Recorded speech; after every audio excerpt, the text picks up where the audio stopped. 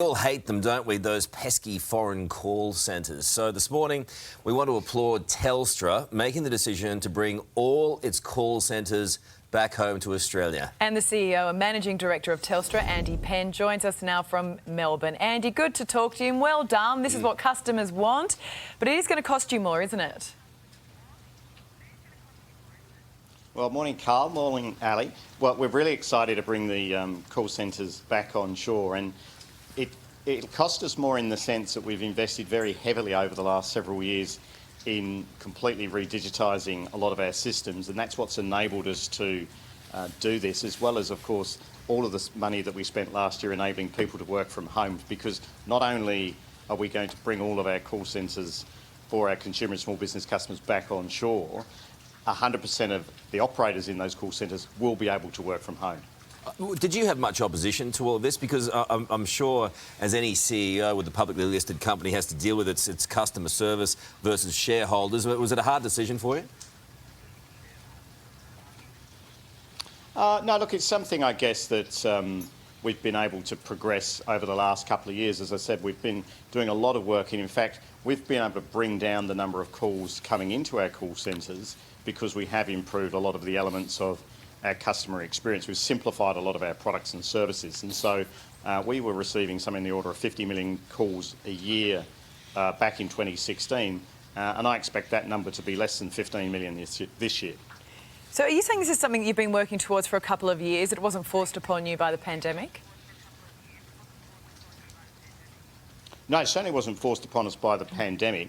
I think what the pandemic did is accelerate digital adoption. I think we've all seen how we've all become a lot more sort of able to do things online. And, for example, a couple of years ago when we launched iPhones, there'd be a big queue outside the stores. This year, or rather last year in the last launch, 50% of all iPhone orders were actually done online. That's a good example of how people are just moving to doing things digitally. I think, given the scale of the pandemic and the pressures on you, I thought you did a wonderful job during the pandemic. We had a couple of issues and they were sorted out really quickly. I know there was some delays for some, but you did a brilliant job. You pivoted really well. Thousands more Aussies, as we know, are working from home. Do you think that's more of the future? We'll see more of that? Yeah, no, look, well, firstly, thanks, Karl, for that feedback. I mean, it was pretty dramatic times when we ourselves made a decision on a Friday night to move 25,000 people to work from home, and we literally had that happen over the course of the weekend.